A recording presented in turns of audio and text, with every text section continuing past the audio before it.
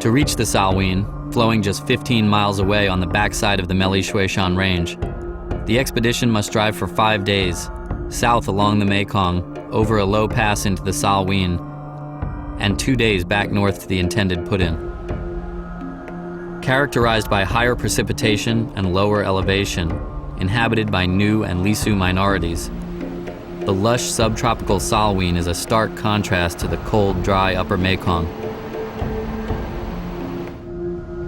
The expedition drives up the Valley of the Stone Moon.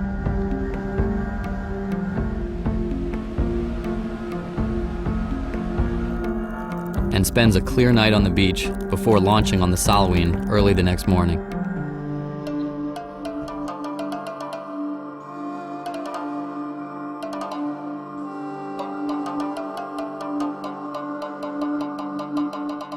We just launched.